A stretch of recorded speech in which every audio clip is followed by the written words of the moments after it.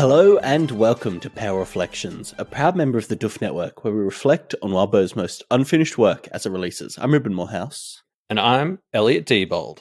And we're coming at you live in the Discord. Huzzah! Huzzah. Huzzah. Friendly reminder, we're running a fan art contest right now. What's a reminer, Elliot? Is that like when you're a miner and then you quit and then you get the job again? No, it's like when you're like Milton, where you become a kid again. Yes. Oh, reminer. Yeah, that's good. That's good. Yeah, nice. Also, I know we're not talking about the chapter yet, but his name is Milton Milton. That's very funny. Wait, that's crazy. That's not a name. I maybe he got inspired by the old Mario Bros movie. That must be it. You're right. Like paths are very video gamey, and I guess you know he's a big guy in the path world. When Avery finally has that meeting, Milton's going to introduce her to his brother Luigi Milton, and it's going to be great. Does that mean there's a Wilton? Oh, now that's fun. That's who Avery needs to team up with to take down Wondercant is Wilton. Yeah, the lady who had the kind of reflection of the wolf. I've forgotten her name. Giselle with the big Giselle, birds. that's it. Yeah. She gave me kind of like Bowsette. Yeah, I was going to say Bowsette too. So yeah, I mean, maybe this is canon. Wildbow has secretly been seeding in a bunch of different Mario characters as path runners. Yeah. It kind of makes sense to me. Wildbow got really ticked off at the like lack of story in the Mario movie, and he's like, "No, you can do something." Here's how you characters. do it. Yeah. The doors are what? pipes. The page of suns is that sun that hangs out in the side and swings down and hits you. It all hangs together. Oh, Wildbow's confirmed. We've solved 100 Years Lost, everyone. The answer is that Pisces is Miyamoto, I guess? No, yeah, 100 Years Lost is a 100 level super expert no skip run in Mario Maker. Anyway, what are we talking about? Yeah, what's this podcast about? So we're still talking about how we're running a fan art contest. The theme is closure because this story's ending 100%. And so is Pale in comparison, even more 100%. And so is our streak of nice, clean scheduling for our episodes. Yes, there's a good segue. We will be a bit all over the place for the next 2 months, episodes-wise. So stay tuned to the Twitter or whatever we're calling that social media service this month for updates, but expect episodes to sometimes be late. Expect us to not be in some of them. It's going to be a wild time. Yeah, we're taken after the chaos of the story. Yeah, it's going to be very surprising. You're going to be like, whoa, what trial have they entered us into in this crucible of a podcast now? Nailed it. Yep. Now speaking of trials and crucibles, that reminds me of a story that I read once called Pale, and we're talking about Finish Off 2416, which is an Avery chapter. Charles is here. He's on the back foot. He spends some of his hopefully limited remaining power summoning some more others, which the Kenneteers get to fight. Yeah, and is there any read on the others that he summons here that isn't just him being like incredibly self-important, like self-indulgent, just like because it's like this weird fucked up like Charles's greatest hits, although some of them aren't even his hits, but it's like he the first thing he summons is a reference to his first ever summon. Then he summons a reference to Alexander's spider girlfriend. Then he also summons what is clearly a reference to the Revenant that he, with his old gang, and the Glass Elemental is an admittedly hilarious reference to his own forswearing. But like there's fun references here, but like I can't imagine being so up your own ass that you would do that for yourself, you know? Yeah, he's really taking the girls on a trip down memory lane, and I think. But they don't even. Sorry, they don't even get them. They don't know the Revenant. They don't know the story about Alexander's spider GF. Like that's what's so funny is Verona says explicitly, "We don't care," and Charles is like, "Well, I care. I'm going to give you this tour of my traumas." Yeah, it's very funny. It's good stuff. Hey, this chapter has so many great moments in it. I really loved at the start Verona does a classic silencing, and we get this line where Avery shouts, and it's blank with an exclamation mark. It's just like, man, this story is so fun to read. It's just such a cool little piece of writing.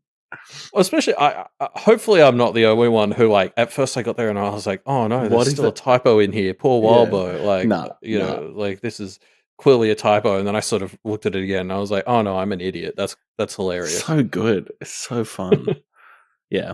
Oh, hey, also, speaking of crazy things Walbo puts in, he puts in what I think is the most horrifying thing that we've seen. You know, Brilk, everything else is nothing compared to the concept of a glass elemental scratching its way across a tiled floor. Yikes. Now, Ruben, we are an audio medium, and this is an audio part of the story. So should we not... Yeah, do it, Elliot. Yeah, no, I don't have anything for that. Also, I want us to keep getting listeners, so... Yeah, but just take note. But imagine it. Any audio problems that happen later on in this episode are a reference, okay? They're an intentional joke. Also the ones that have happened before. Oh, yeah, it was building up to this moment, I think, yeah. But yeah, like, I know we're going to talk about it a couple of times, but, like, just right from the get-go, this chapter's pretty fucking gnarly. Like, I think we talked about this in the last Avery chapter too, but, like, she's getting, like, a 5 out of Pact on the, like, getting grizzled up scale, which is pretty fucking bad. Like, and it happens to all of them. Like, Avery's walking around, like, I think Vice Versailles in my live read referred to her as a glass porcupine. Yes, she basically every second sentence she's describing plucking glass out of her arm as she's running around this chapter. Oh, and Lucy pulls some out of her chin at one point. Very fun. Which is fucked up. And then Verona gets stabbed in the bone. Like, I was just, yeah. So this is like almost but not quite Pact levels of fucked up body shit, which is just a lot for the Kenneteers. It's a high standard to have almost reached, that's for sure. But yeah, Charles escapes to a nearby rooftop, I guess, and the girls get a brief respite from the fight, while the Mega Aurum, who has mega evolved from the regular Aurum, gives his inauguration speech, I guess. Yeah, and I really, really love the way for this, like, part of the chapter, each paragraph kind of cuts between, like, the Aurum's speech and then, like, the Kenneteers scrambling to patch themselves up and heal as they're running. It's like this very cinematic, like, you can see the cuts, and this is something Walbo writing does a lot, but, like, I can picture what this looks like on the screen as we're cutting between the Aurum just smugly, cleanly, perfectly delivering this villain speech to a crowd of Fae and practitioners as the Kenneteers are, like, running through this hallway, fucking bleeding everywhere. It's great. Yeah, it is very fun. And we kind of start to get a sense of what this trial might be here. And it's effectively a BHI trial, right? Like, I think it's really funny and kind of obvious in hindsight. Charles has, of course, made practitioner schooling one of the examples of the problems with practitioner society. And I do think that's hilarious. Yeah, I mean, look, credit where it's due. If you are building a level of the Crucible that is meant to highlight all of the problems with this post-Seal world, one of these rich private practitioner schools is a good pick, actually. Like, fair cop, Charles. I'll give you that one. Well, yeah, good setting. Especially because, like, something that kind of becomes clear is the concept of loyalty to the family over any kind of individual expression or interest is core here. It reminds me of one of my favorite books, a book called Inventing Elliot. I don't know if you've heard of it. But yeah, no, the idea that, like, of kind of fighting against conformity in this school, I think is just it totally works for what Charles is trying to do. Yeah, this is the third one in a row where I'm, like, kind of a little ticked off that we aren't going to get to see just, like, a whole arc where somebody plays the Crucible normally. Because, like, I'd read the shit out of somebody. Well, actually, you know what? I've just realized where my mental image of this whole school came from. Okay. I've only read the first arc of Twig, but I'm picturing the school from the first arc of Twig. That's what's... I was like, where am I pulling this head head image from? Yeah, okay. I guess that kind of makes sense, although I don't know. I don't necessarily agree, but whatever. But just yeah, I don't know. I just like, but again, like every stage of the Crucible, I'm like, this is so like this could be its own story. You know what I mean? Like, I want to read the 3-arc story of somebody going through the Crucible. I know. But normal. It's so frustrating to me that we're probably not going to get that because I'm like, man, I want to see what this is. I just want to see more of this, you know? Yeah. Also, it's just so funny. Like, Liz is not here, is she? Because, like, you know, we talked a lot about, Charles wanted the Titan for level 1, and Marisica was probably going to be the goddess for level 2. And it's like, what is Liz for, if not this exact situation? Yeah. Like, and like, and she would have been so good at it. It would have been like, oh, who's that member of our, one of our 3 tribes that? Wait, they don't seem familiar. Oh my god, it's this. Blah blah blah. Oh, like, so good. It's just like, well, she could have been the school spirit or something. Like, it's just, it's just so funny that I get the impression she wasn't invited because she kind of turned against Charles. Yeah, and it's just funny because obviously we're glad that she turned on Charles, but also like if she hadn't, she might have got the invite to this, but she was so obsessed with being Kenneth's spirit. Like, it's just classic short-sighted Lizness. It's very funny. Yeah. Like, she just can't get a W. Yeah. Hey, another hilarious thing here from Wadbo. We find out about Ava, who is a brainstormer, and we then see her. She has giant storm clouds are coming out of her brain, which she then uses to summon creations. Just hilarious stuff, you know. It's really, and the Pale universe, the Otherverse in general, it can be so fun and so silly. That's delightful. This is like, I don't know if this counts as a pun or something, but the idea definitely of counts brainstorm. As a pun. What are you talking about? Yeah, it's so good. Also, it's one of those things where she's creating with a capital C, which we've seen mentioned a few times, especially in the context of the Crucible. Is like, I think that's meant to be a big deal. So, like, one of the things that really jumped out to me is how much, just like the Aurum is handing out a lot of juice to these, yes, ex-Forsworn people is the vibe I get. Yeah, no, definitely is the vibe. Hey, can I ask you something? How much power, how does the transfer of power work here, right? Like, how much power does the Aurum have relative to Charles now? And because Charles used the power from, his sponsors, I guess, to create the Crucible. And then I guess presumably that's the power that the Aurum is tapping into. So effectively, by proxy, the Aurum has all this overseas that's my power, understanding. right? Yeah, cool. Yeah. My understanding is the Aurum now has access to all the Crucible London power, and Charles is basically just rocking what he has as a natural judge with a jiggly bit of metal in him. Yeah, which is not much, presumably. Well, yeah, I mean, he's certainly struggling to use it. Yeah. But yeah, I guess talking more about these, the Petersburg Forsworn or ex-Forsworn now, I thought this was really fun as like a little window we get into what a Yellow Heron might look like. Like, this is the Aurum's version of a way to, like, I don't know, even out the power imbalances of the world. Like, we saw Charles's Red Heron, which is extremely vicious and grindy. We've seen multiple iterations of Blue Heron sort of things that foster like growth and diversity and connections. And now maybe this is a Yellow Heron where our god, the Aurum, just arbitrarily hands out massive chunks of power to people willy-nilly. And there's instead of a moon or a sun, there's a giant coin in the sky. Yes. It was very funny. Yeah. But like, yeah, I guess it's just because all these herons have sort of been institutes where like they've done what they can to give power to those who don't normally have it or spread it out a little bit. Like the Blue Heron wasn't the greatest at that, but it was kind of doing it. Like the Blue Heron was better than all the other practitioner schools we've seen for that. Yeah. And yeah, I love the idea of this Yellow Heron just being like the worst kind of like just the Aurum being like, and you get a power, and you get a power. And it's all like, it's this like awareness ramped up sort of thing. Like we're in this post-seal world, and he's not actually like giving them powers that would be good for them or whatever. He's like doing kind of awareness times 1,000, where it's like you have this rut, so I'll turn that up to 1,000. It's like just a kind of different shitty way of giving people power. Yeah.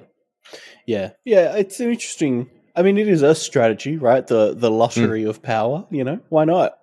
I mean, it feels very fortune based. Yeah.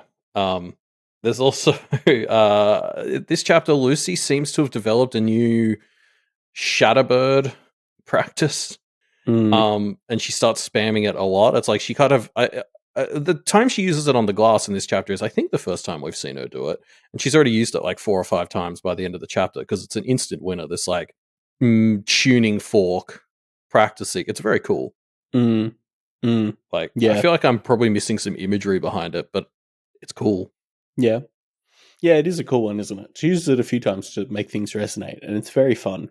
I mean, it's powerful. Like it's a shaker effect, right? Like it fucks everything around it up. All right, Scott and Matt. Jeez. Yeah, not to bring Wildbow's second or third worst universe in. I haven't read enough of Twig to know where they stand. And this is very important that we order them like this. Yep. Also, in the middle of the Aurum speech, he mentions that something Alabasters do is periodically find champions. Like an Alabaster might be a damsel in white handing a weapon and giving direction to their champions. And obviously, we've just seen Cade, a tortured crossing Reuben, and this is exactly what happened in that movie. So I'm beginning to think that Neil Breen and Wildbow might be collaborating. Or the same person. What a twist that would be. God, it's so mean. It's a poor Wildbow. Sorry.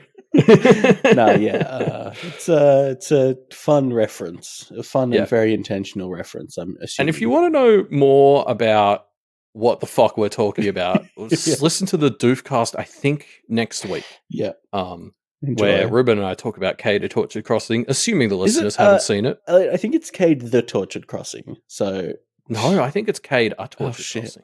Well, listen to the episode if you want to find out. No, fuck, you're right. It's the one last thing before we move on from this segment, though. The Kenneteers are really kind of doubling down on the blood, sweat, and tears mapping that they established at the end of last chapter. And I found myself wondering, and I'm kind of asking you and the audience this, like, has this come out of nowhere a bit, like just been established? Like, because it feels like the mapping of Lucy to blood, Avery to sweat, Verona to tears is so perfect. I'm like, is this one of those things where Wildbow's been subtly hinting at it for arcs and arcs, and we just didn't notice till he spelt it out, or like, because it's so good. Yeah, it is very good. It's interesting. It must. I mean, it must be pretty intentional. I don't know. Yeah. So yeah, blood, sweat, and tears has been a thing since early in the story. But like I've never thought to map the blood, sweat, and tears so perfectly to the trio, and it works so well. Part of me is like, yeah, has Wildbow been laying seeds for this the whole time, like this mapping specifically, or was it just like last week he was like, oh yeah, that's good. Yeah, Verona Tears is the one that would have mapped least to me, except for the fact that she's lost all her friends to Charles. Yeah, well, and also, like, tears aren't just sadness, right? Tears are, like, extreme emotion of any kind, and, like, like Verona... Yeah. I think that's fair. And it's, like, it's a way of communicating feelings that isn't using your voice. So, like, there's some great stuff there that actually... Well, yeah, it's probably the least, like, the one I would have reached for intuitively, but I guess if you asked me to map a bodily fluid to Verona, I would have picked tears in the end. But yeah, whereas like Avery sweat and Lucy blood, you'd get there in half a second. Yeah. So yeah, Avery runs after Charles to mess with him, but gets caught up in a bit of a cat and mouse game, eventually facing Brisbane, named after the worst Australian city. Yeah. I keep calling him Brizzo in my live read because his name's basically Brisbane. Yeah. It's fun to have him come back and be the Marcy stand-in, isn't it? He's like, and he's pretty scary. Yeah, because I don't know how much of this has been relegated to the backed to packs, but we've talked a lot about how we expected Marcy to probably be a force in future Otherverse stories.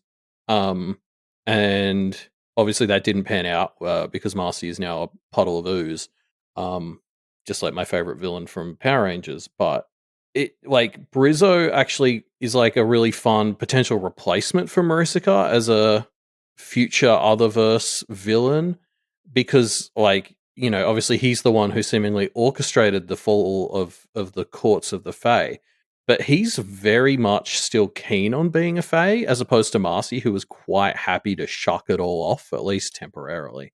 um but like Brisbane is much more than Mariska really seemingly obsessed with he talks about how glamour is better than illusions, whatever the fuck that means.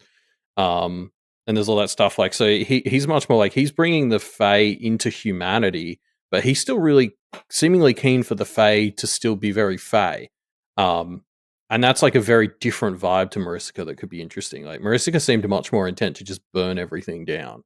He he seems a lot more interested in burning down the courts, but kind of keeping the Fae very Fae feeling. And I'm interested what that looks like in a future story. Yeah. Yeah, it's interesting.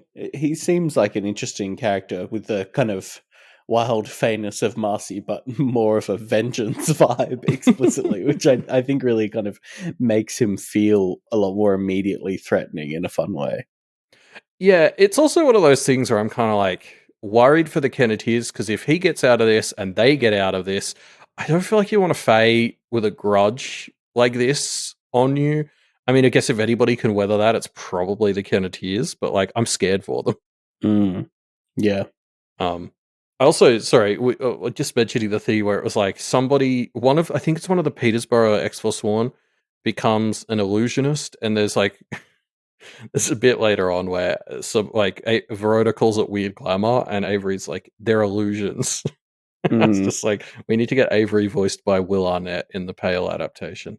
They're illusions, Verona. Yeah. Like, it's I don't. Part of me's just like, what illusion? We already have glamour. Why are people doing illusions? That's nonsense. What are you doing? Like, I'm with Brisbane on this. There's already glamour. Strange, yeah. Why are you doing illusions? Yeah, there's glamour. It's right like there. Maybe they're cheaper or something. I don't know.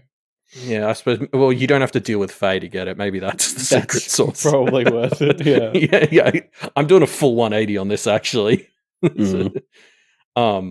Gosh, what else? This is the bit where we meet Avery's frenemy, Albus Lionheart.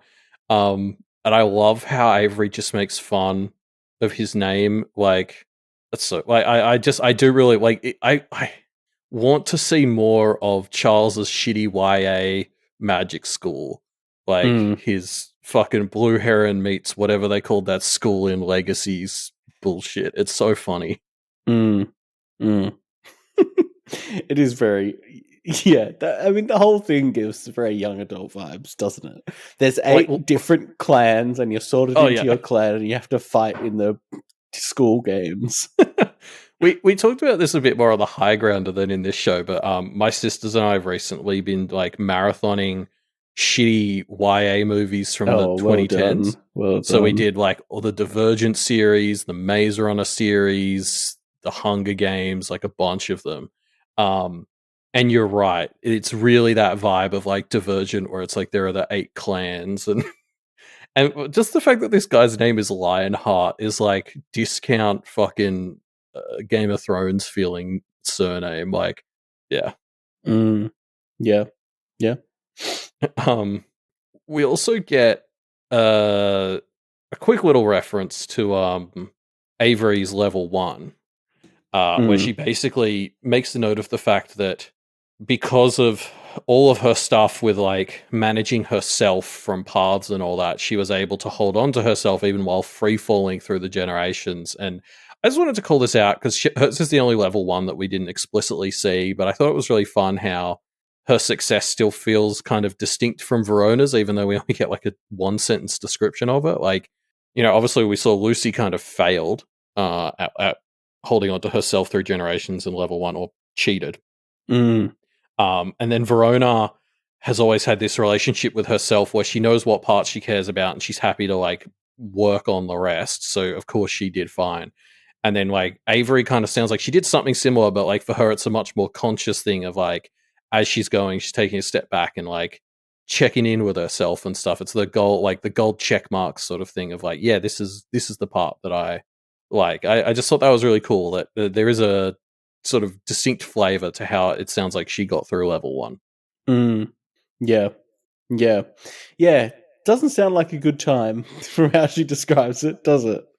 No, I mean, yeah.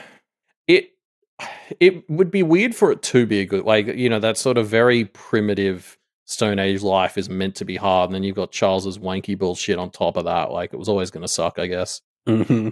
Yeah, I guess it's meant to be hard, isn't it? Yeah. But yeah, I mean, there's a lot of great, like, and I mean, this has been true of all 3 of these Crucible chapters, but there's a lot of, like, great, not, like, full circle Avery stuff, but, like, we're really bringing to the fore a lot of, like, the stuff that has been really defining Avery's journey this entire story. So there's a lot of thoughts in this chapter about how, like, alone she is, how she's missing Snowdrop. She spends most of this chapter on the run by herself. And I love this moment in this section where she's, like, thinking about how she doesn't have Snowdrop. She's kind of on her own. And then she just starts using, like, the fucking... What at this point I assume has to be like an army of wristbands and shit that she has on. And it's like she's able to use those, and you know the wristbands are from people, they're from places. It's like this fun golden checkmarks-esque thing of like Avery has gathered all of these wristbands as like things to mark successes and friends and stuff, and then now she can like use them to win. It's like this great sort of distillation of everything she's been about. It's like even when she's alone and trapped or whatever, she's still got the connection to these past things. Yeah, you're right. It is it's been a very cool theme of every chapters, her kind of reaffirmations of herself. And we see that this chapter, and we see kind of the loneliness that led to her wanting those reaffirmations, I guess, as well. Yeah, the Crucible is really forcing the Kenneteers to like reflect a lot on some of their original traumas and stuff. Yes. I don't know, if I was better at this podcasting job, I probably would have tried to put together a segment looking at like all 3 of them as a group, because I think these 3 chapters deserve to be studied as a bit of a unit. But like it is really fun seeing in each of these 3 how much like the Kenneteers are being forced to reckon with stuff that's been dogging them the entire story. Including, actually, I thought it was really funny that the level that the Kenneteers are ignoring the Crucible is the one where you're basically surrounded by your family. Because that is something Avery has...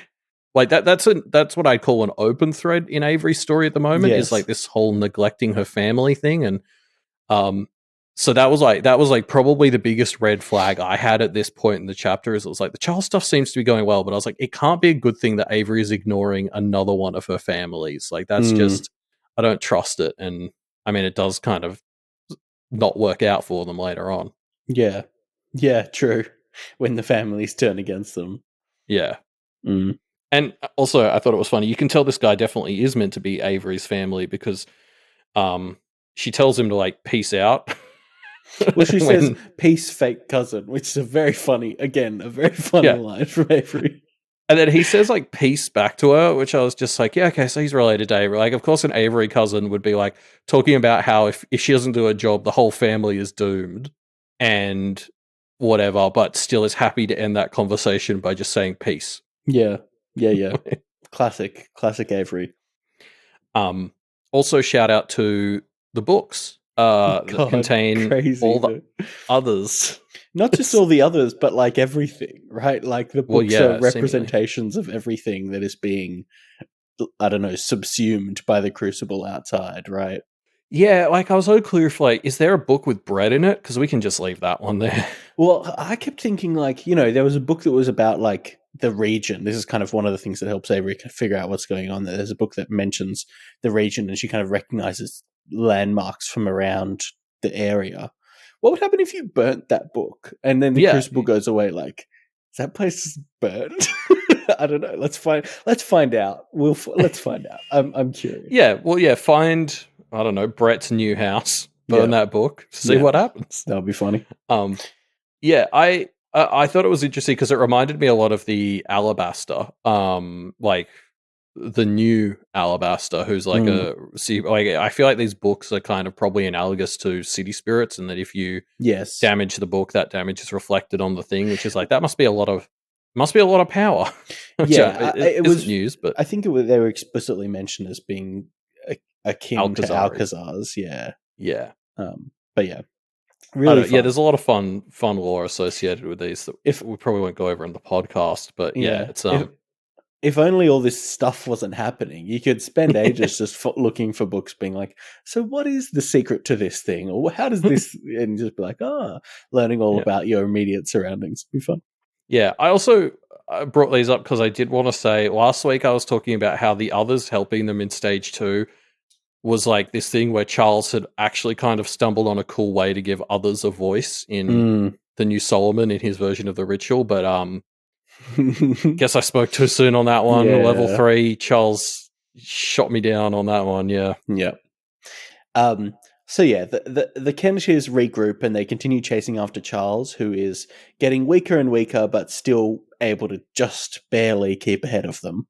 Yeah, and he's in real pain. Like I love how much Avery's taking note of how in pain he is. Like every movement is just And I mean, she's thinking this as she's running around with glass hanging out of her chin and shit, like. Yeah, so if even she thinks he must be in a lot of pain. Yeah, she's running around just drenched in glass, being like, wow, he looks really fucked up. Like, he's not doing well. I really love the vibe of this chapter where they're just completely refusing to engage with the trial in any way. Yeah. And it's like, on one hand, you feel like that might work. They might actually break through. But on the other hand, if they don't, that you just know they've incurred such a set of like penalties or whatever doing this that it's really going to fuck over. It's really like all or nothing vibes. And it's so high stakes. You feel like they might break through and they might get Charles or they might not, and everything will just collapse. And then considering how the chapter ends, it doesn't feel good. Yeah, I think we know which one it was. But yeah, I agree. Like this chapter is just so fucking tense. Like, we've talked about like 4 or 5 different aspects of that already, but I'm still just like constantly like, exactly what you said. Like they're sort of ignoring this third level, and you're like, well, that's going to work fine until it doesn't, and then it's going to really suck. Like, and so, these girls are falling apart as they're like kind of, just going all or nothing is the perfect way to describe it. It's I know especially the last 3 chapters, but also kind of the whole story. We've said this a lot, but like, fuck, what a great tense chapter. Speaking of legends, Gashwad shows back up. He's like the only dude who didn't get put in a book. Yeah, what? I guess just because he had a good time fighting Charles in the previous section. I think because he was mid-stab on Charles when they moved level, he got to come here unmolested. Bloody Gash. But like he's such a fucking, because they call him in as their sort of trump card. They're like, I have a plan. Yeah, I have the same plan. And they're like, Gashwad. And then he shows up and he can't get out of the vent. And they're like, don't worry about it. We don't need you to get out. He's like, no, I'm going to do this. And then like Lucy has to fucking let him out. And he's like, yeah, I got it. And I was just like, Jesus Christ, this is where all our hopes lie. Like, he's such a fucking idiot. Yeah. The line of, who do you need me to stab? Stab the air so we know where Charles is. Oh, man. Very, very funny. Oh, and it's like, it's so clearly Verona just like trying to appease him with her language. Like she's like, I stab the air. Like you can do stabbing, just it's very funny. I'm still kind of riding the idea that he would be a great replacement Carmine if we get rid of Charles, but he's just such a dumbass as well. But he could be very good. Yeah, we'll see, I suppose. It depends on the pattern they establish, like as he goes in, you know what I mean? Yes, like what defines the choice to become a judge? Because we're seeing a lot at the moment that that's a pretty fucking big deal. Yeah. So they start doing this like breaking out all the others plan, starting a uprising, which seems to be their go-to move in the Crucible now. But it is very fun. Yeah, what I love is like it kind of seems like that was partially the point of level 2. Like, or that was an accepted developer approved strategy in level 2 to use the others to start kicking things off. It is very clearly not an approved strategy for stage 3. Yeah, and the Aurum keeps being like, no, you can't do that. You're not allowed to do that. It doesn't even matter that you do that. It's not going to work anyway. Yeah. Which it keeps working. It's hilarious. And I think Verona says, if it's not going to work, then why are you here? Just let us do it and let it not work. And the Aurum has no response to that. I mean, he does smile and disappear creepily, which implies that maybe this was part of his plan to get Avery alone. Well, or whatever. yes, but no, I tend to agree. I think to a degree he's maybe underestimated. Because what's great is they've kind of set up a fun like reverse Seal of Solomon here. Because the way that this cascades is because they've done the same sort of virality of the seal, which is like, hey, we're setting you free, but can you do what you can to free everyone else? Like, they're fighting all of these seal-based bindings with this kind of reverse version of the seal. And also there's this politer, because it's not a requirement that you let everyone out. The Kennetees are just kind of banking on the fact that these others aren't dickheads and see that also releasing... It's kind of like a prison break. It's going to be easier for you to escape if everybody else is escaping. Yes, and it works. I mean, we get Snowdrop breaking free, and that's pretty wonderful. Very triumphant moment, and it's like this great moment of like, oh, it's working, we've got it. Yeah, this got to me emotionally a lot more than I expected it to. Like, I really like when Avery senses Snowdrop, she was like, and I was so happy. I was like, like this has been such a brutal chapter, and then just knowing that Snowdrop is not only okay but is coming back, I was just like, oh, I didn't realize I needed that. Yeah, it was a real dick move by Wildbow, in my opinion, because I think Wildbow set it up to have... I had the exact same thing. I had a really strong reaction of like, oh my God, it's happening. Like, we're doing it. And of course, I mean, we'll get to it in a second, but I think that was very intentional. Yeah, oh no, 100%. Like, there's all these bits here. Like, we have the perfect sportsy teamwork moment here where Lucy takes a stance and Avery's instantly like, oh, she wants me to do a long pass, and she does a throw, and because it's Avery, the throw isn't actually that good. But it's okay because Lucy's there with the spells and it works, and then like Charles is extra fucked up now, and it's like he's barely able to retreat anymore because they've bound him so he can't teleport, and you're just like, oh fuck, this is working. And we've been building up to this for 3 chapters. This is the end of our trilogy of Crucible chapters. It's all coming together. I can't wait. And we get the rug fucking pulled out so badly. Avery keeps pursuing Charles, but unfortunately has gotten a little bit too far ahead from the rest of her team and gets caught by Charles and the Aurum. She's ensnared, she's alone, and Charles starts a forswearing on her. Oh, this is so... Like, of course, in retrospect, Wildbow wasn't just going to have... like as this happened, I was like, oh yeah, like I've read enough Wildbow stories that I should have known that it wasn't just going to be a clean victory, is it? Yeah, the third part isn't going to end with them actually binding Charles, which is like what the other 2 have been leading up to. Like, he never does that to us, and yet I still let myself hope and dream when the chapter was going well, and then this starts, and I was like that's my fault for hoping.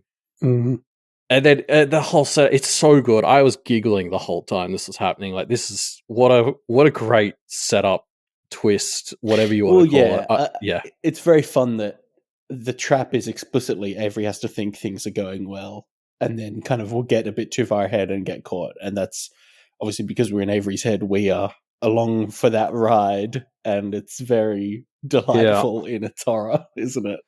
And again, it sets Brisbane up as fucking terrifying because he's already nailed the Kennet trio's dynamic enough to have predicted this and told Charles to do it, which is like, Marisica lost to these guys. Like, she couldn't really handle them.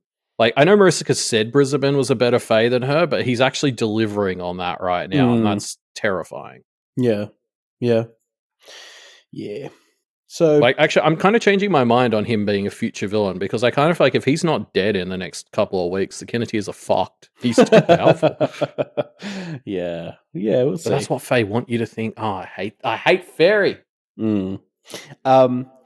Just a classic Charles forswearing is really, just another example of Charles doing exactly what he's against. And I know what you're going to say, Elliot. Yeah. I know what you're going to say, but it's still so conceptually hypocritical. Just because he said, hey, I'm going to be hypocritical, it doesn't make it not true. Yeah, I guess, I don't know. I feel like I saw quite a few comments like in the Reddit thread of people being like, oh my God, Charles is so... And it's like, he's been saying since at least Arc 18 that he will do this if he needs to. Like, yes, but that doesn't make it better. I mean... I don't know, like, it kind of, like, at least he's consistent, I guess, like, this isn't like, this isn't him going worse, this has been, if anything, it's surprising it took him this long to be willing to use it, but we've seen again and again that, like, he struggled to want to fight the Kenneteers. But yeah, like, this kind of calculus of forswearing one person to try and remove forswearing in general is absolutely what he would do. So it's not surprising, it's just disappointing. Yeah. Credit where it's due, though. He does have the plan. He's basically waiting till she doesn't get to meet Milton, so she gets extra forsworn in a way that other people wouldn't unforswear her. And then he's like, then I'll let you go hang out with your parents or whatever. Like, once I'm sure that you leaving doesn't mean you won't be able to come back, I will let you go to your parents. And I was like, okay, could be worse. Like, you know what I mean? He could have just been willing to leave her trapped in the Crucible forever. Yeah. So, I mean, well, again, I do think that that's particularly funny, considering this is the guy who was under Kennett's care, and the whole time Kennett was taking care of him, he was like, it's not good enough.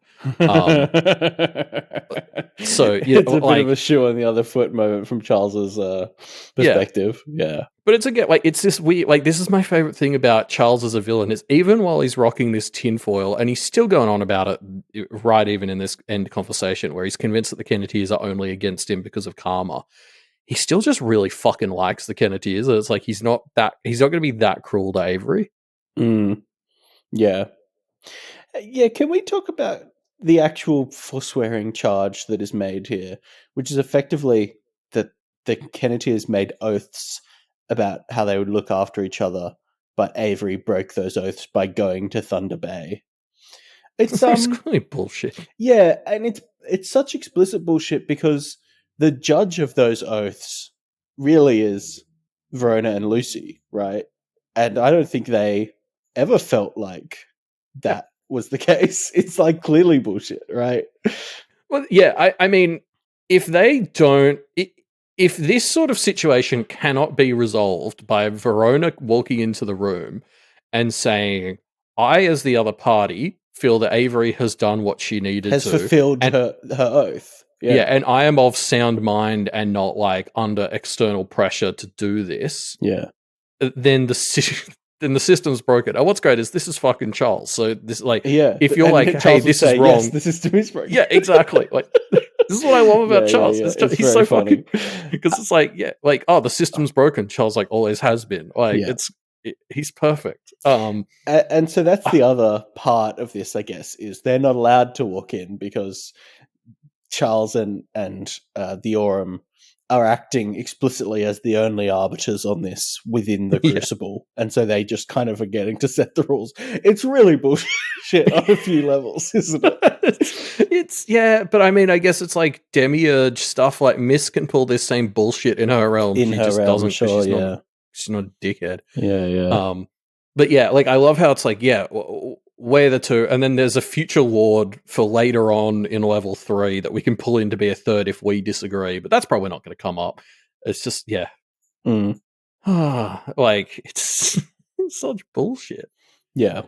I also love this as like a punishment for Avery, because, if it was Lucy, forswearing would be about losing your ability to act, your power. I mean, exactly what Charles has his panties in a bunch about.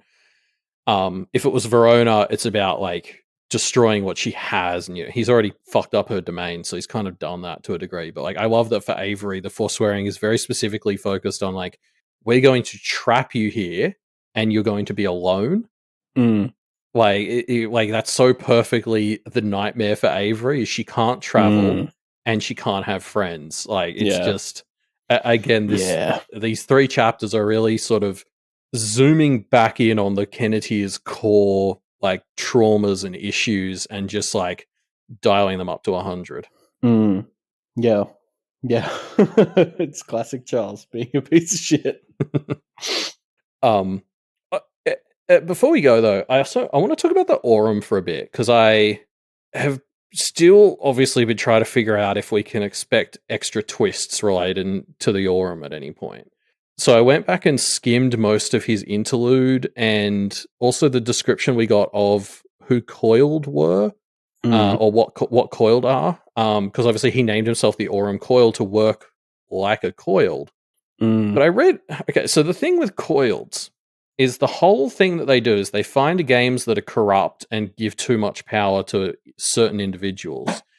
And then they enter the game from the sidelines and kind of fuck around with it until eventually they can turn the game on the head of the people who it's corrupt for, and then the coil sort of takes them and absorbs them, whatever the fuck. Why is that relevant to this situation? I can't think of a single game that's giving a lot of power to one individual. Well, no, but see, this is what's crazy. It's because now Ryan is the guy on top. He's the guy that the coiled targets. Yes. Unless I'm missing something, he's the fucking shittest coil of all time. Like, well, this is like I'm going to be a spider and then turning yourself into a fly. Like, it's it's very interesting. That I have seen some Ryan's going to betray Charles stuff. You know, like because there's a line. I've definitely predicted that too. Yeah, like it's. I don't think. I think that's a common idea, but I don't know. I'm less sure about that now. Well, there's something in this kind of trap where Charles is like, "Well, the Aurum could betray me. Are you going to?" And he says something like, "Why would I?" You know, he doesn't answer the question. That? Exactly. It's a classic don't actually deconfirm response, which I think has people putting on their tinfoil in the comments, but. We'll see, I guess. Yeah, like I think a lot of us have sort of hoped that something like that would happen, but like the more I'm like, Ryan's just definitely not on the sidelines, regardless anymore, is he? Yeah, like this is the thing. The Ryan betraying Charles as a part of him being a coiled thing feels like it has to be gone now because now he is the target. Like at this point, what I'm hoping is the coiled thing will come into it because Ryan's going to get eaten by a coiled because it would fucking serve him right. Some coiled took real issue with him using their name and being so fucking shit at it because unless there's another twist here, this is the worst attempt to be an other I've ever seen. I guess also the other thing, like rereading 19.z, Ryan's interlude, I reread this or like skimmed the section where he becomes the judge because obviously what we're seeing from Charles right now is all that shit about how judges get locked into their headspace when they become the judge being a thing. Like Charles is making a very good case for that. So I was like, okay, so what was Ryan actually like when he was becoming when he became the judge? And like the big thing is he was really just trying to get safe. Like he was on the run, kind of like Charles. The universe was out to get him, although unlike Charles, it was actually kind of his fault. But his big thing was he was just trying to find somewhere peaceful to chill where he wouldn't have to worry about the rest of the world, and then kind of got cornered into having to take on this judgeship role.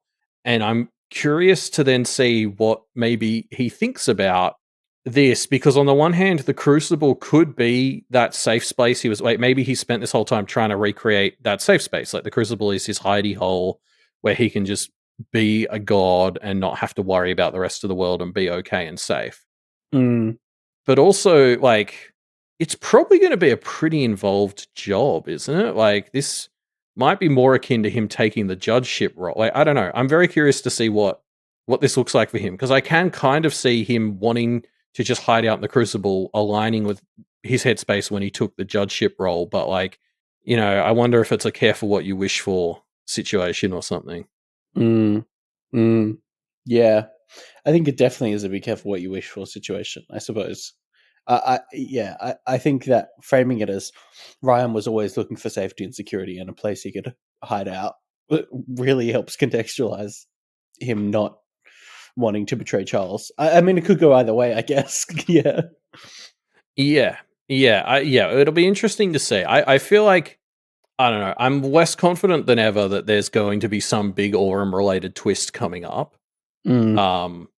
Because like the more I read 19.Z, the more I'm like, actually this does kind of line up. But it feels like there's maybe some more stuff to explore there. It might just be less about a twist and more just like whether Ryan has got what he wanted out of this. Also, I still don't know what the personal question was at the end of that chapter that he got answered. So I'm still waiting for that. Yeah. Yeah, sorry. Going back to the chapter, I fucking love the end. Like, obviously, this was a hype chapter. It's a hype ending, but I think the delivery of the final like handful of lines is also just so good. Like, Avery demanding Charles look her in the eyes as he does this is just so good. And then Avery's like, "I'm not going to give up," and Charles is like, "Good, that's the ticket." Like, I cannot, like, if the next chapter is not this, like the Avery's forswearance trial, I'm gonna be so fucking mad. Yeah. Who knows what to expect next? Like, yeah, I don't care whose POV it's from. Like Aurum, Charles, Avery, the Rug, Brisbane. Like, yeah, I don't give a shit. But it's just like, unless if next chapter is not at least semi-regularly cutting into this trial, I might die of a heart attack. Yeah. And I guess we'll find out. And next time, yeah. But we have some predictions, Elliot. I took my prediction from the comments section of the WordPress itself. But I think this was something that a lot of people were predicting. This was just the first person that I saw do it. This is from Nine Gardens, saying that they think this forswearance is fake and that the entire point of this trial is to get forsworn and have to kind of revolt against it. What do you think of this? Have you seen this posted around? Yeah, I saw this on the Reddit too. I mean, there's definitely, like, I can see it. There's like Charles wanting his, Solomon 2.0 to have gone through something like forswearing, so they know not to allow stuff like that. Yeah. Definitely tracks. What I think is so interesting about it as well is, even if that's true, Charles is going to, even if this forswearing is fake, Charles is going to keep Avery here until she gets proper forsworn from the Milton stuff. Yeah. It's kind of like maybe there's a path, but it's still pretty bad because you're definitely still fucked kind of vibes. So even if this theory is true, it doesn't fully take away the danger that Avery is in right now, which I think is fun. It also means if there is a trial, it's rigged. I mean, it's like fully rigged in that she has to be forsworn. It's interesting.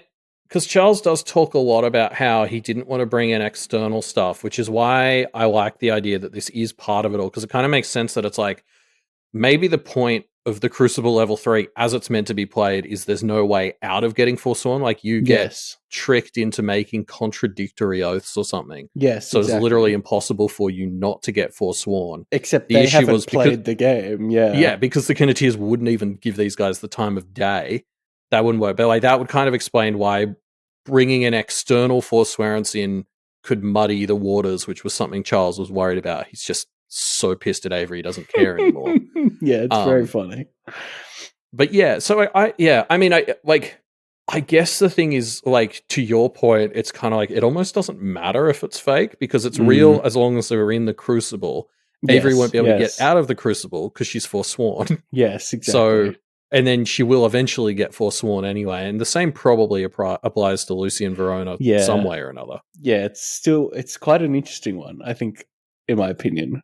Yeah, like, I guess my thing is, like, I kind of like the idea that this is still kind of the script for level 3. It's just kind of like, it's still bad. I guess maybe the thing is, if you're meant to get forsworn playing level 3, that means there has to be a way to get out. Yeah. Maybe. Yeah, I don't know. Oh, yeah, fuck, we'll see. Yeah. I pulled out a prediction from AED, who is talking a lot about how the Crucible. We've seen in this chapter how much the Crucible is spreading. It's almost hit Toronto, which Toronto's like the biggest city in this region, right? We still haven't really seen it in the story, so I don't. I think that's a big deal. But like basically the way the Crucible's spreading seems like that must be a really messy interaction with things like realms or like just the status quo, and we do have a judge involved in this region whose job it is to help, like, to deal with bullshit realms shenanigans like this. So basically AED's thinking that the Sable might actually be the clutch hero that we need, because we've seen that the Sable is willing to fight against Charles and Ryan. He's probably like, when they're being particularly dickheady.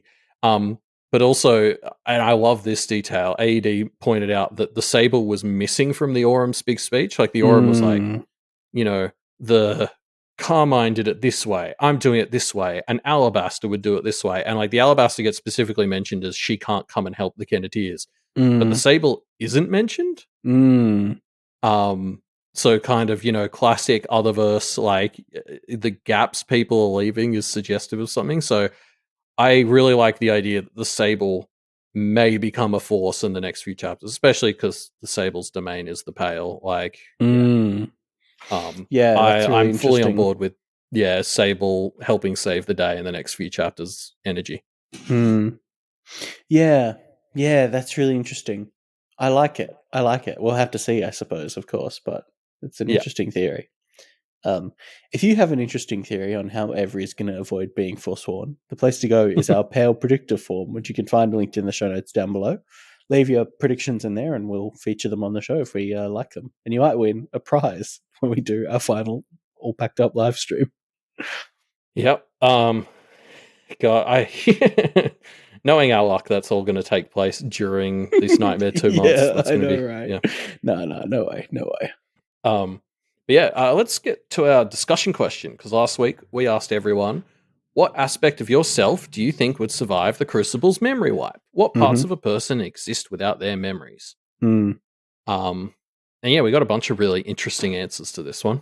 What I really liked about this one was a lot of people took this question as an opportunity to talk about interesting psychology and theories about life and the essence of the self and all these interesting things. I just want to jump in and call out Vice Versailles' answer for that. Like, I think she, more than anyone, really dove deeply into what soul and self and all that are, and like, I think her specific call out was that she really likes the color yellow, so that would survive. But I think the thing that really stood out to me from this answer was Vice Versailles was really able to use like all the terms from the story. Like she really dove into how she views the soul, the self, and like how that all intermingles. And it was just one of those moments where I was like, man, like Wildbow's created such a good framework here. And like credit to Vice Versailles also for being able to like interact with it. But it was just one of those moments where I was like, what a great universe this is. Yeah, 100%. Along similar lines, I really liked the answer from normal non-eldritch guy, who was kind of talking about, I found this really conceptually interesting, about how a lot of the learned experiences in their life, and especially in the lives of, I guess, not neurotypical people, are there to kind of help soften their edges so they can fit into a society a bit better. Like, if you want to take this idea to the extreme, it's that the purpose of a society is allowing us to flourish, but only if we fit within the boxes that we've been assigned, And so if we're in the Crucible and those memories are lost, then what that really means is we revert more to who we are in our nature without the learned experiences of how to fit within a society. I just thought it was a really interesting conceptual idea. They had a quote from their friend who they discussed it with saying, "I don't know who I'd be without memories, but I sure as shit wouldn't be neurotypical," which I just thought was a great quote. Yeah, just a really interesting answer just on the discussion of self and who the self is without memories, and yeah, really interesting stuff. Yeah, I don't know. I've reached the point where I don't even really understand what neurotypical means anymore. But I get Sure. I get the energy of this answer as like I do like the idea as like society does involve a lot of like softening our edges so that we can all meet somewhere in the middle. Mm-hmm.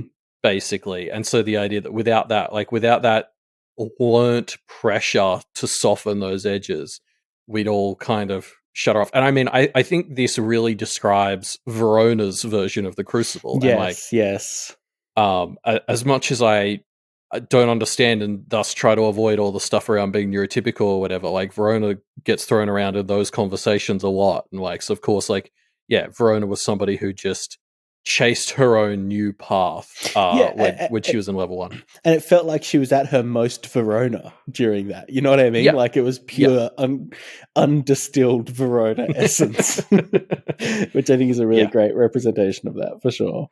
I also really like that because I think not to overuse the concept of trying to map stuff to the id, ego, and super ego, but I've still loved, ever since I think it was Megafire introduced that model for the 3 Kennets. I've really liked it. I think you can also sort of apply that to the 3 levels of the Crucible, in that order: id, ego, super ego. And Verona has always been the very id exploration-y practitioner, so of course she was the one who kind of nailed the Crucible. Yeah.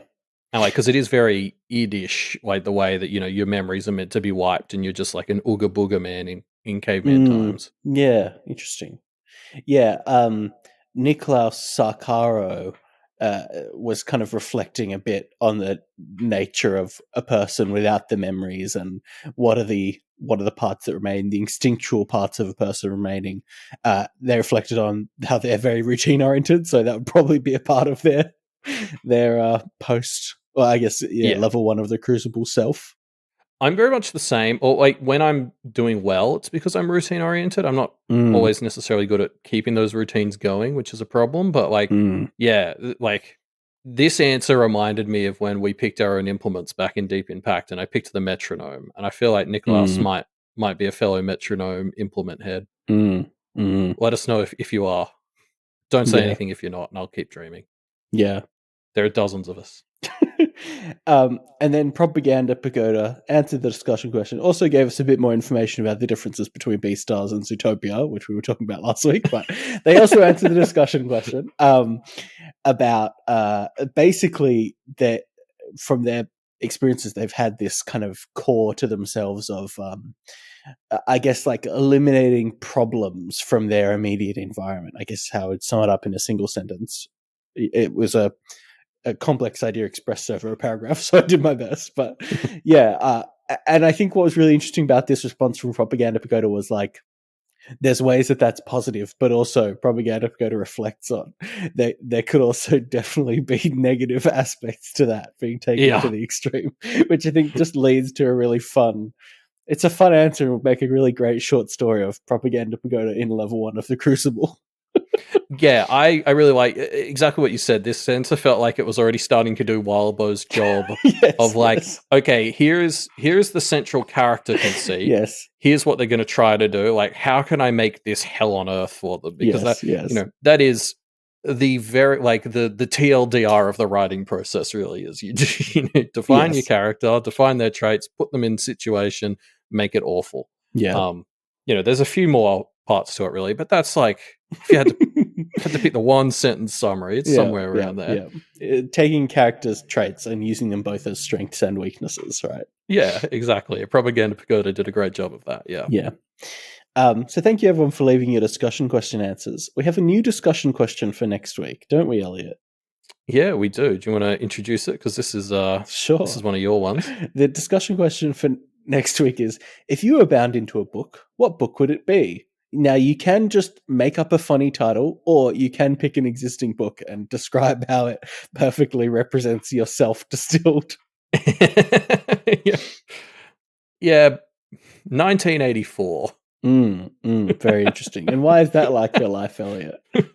Because I'm real deep and intellectual, like. Yeah, sure.